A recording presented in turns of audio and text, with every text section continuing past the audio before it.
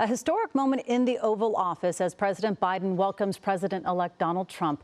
The meeting setting the stage for a peaceful transfer of power. And today, the Republican majority in the Senate has named a new leader. Eyewitness News reporter Tim Caputo joins us now with the latest developments. Tim? Philip, Colleen, already a busy day today. The transition well underway, and President-elect Trump announced two new, somewhat surprising picks for his cabinet. It's also now official that Republicans will hold on to the House after already winning the Senate, giving the GOP all levels of power in Washington, providing President-elect Trump with all the resources he needs to get his agenda rolling on day one.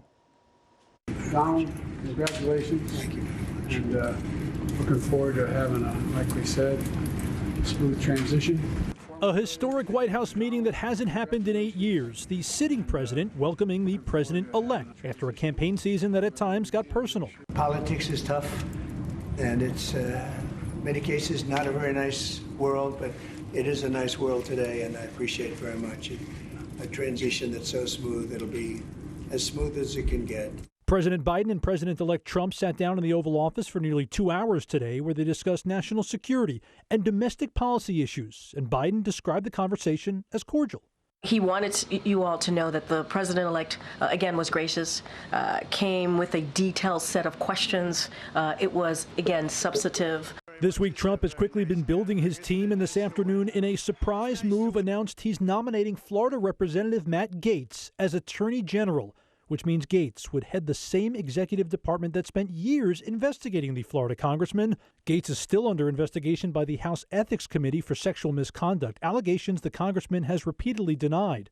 In another move that could get some pushback, former Representative and former Democrat Tulsi Gabbard has been selected as the Director of National Intelligence. At the Capitol, Senate Republicans elected a new majority leader, South Dakota Senator John Thune, who will take over the role held by Mitch McConnell for the last 17 years. It's a new day in the United States Senate, and it's a new day in America. Senator Thune already asked about confirming President-elect Trump's picks. We will make sure that the president and his team have the tools and the support that they need to enforce border security laws and to remove the violent criminals who are wreaking havoc in every one of our states. Democrats still reeling from last week's sweeping loss, trying to define their role as the minority in the Senate and House as the Trump administration takes form. Recalibrating and re-energizing our party in the coming weeks is the most important thing we can do as elected leaders. So an interesting note on that Gaetz nomination, while there is that ongoing House ethics investigation right now, that essentially goes away if he gets the job as AG, because if you're no longer a member of Congress, the Ethics Committee is no longer having jurisdiction. While Gaetz and those other cabinet positions still need Senate confirmation, Republicans right now hold 52 seats. That is more than enough votes needed if everyone votes along party lines. Tim Caputo, ABC 7 Eyewitness News. Tim, thank you. Thank you, Tim. Hello, I'm Mark Brown. Get more great ABC 7 content by clicking the subscribe button for our YouTube channel and download the ABC 7 Los Angeles streaming app on Fire TV, Android TV, Apple TV, and Roku to watch on your TV.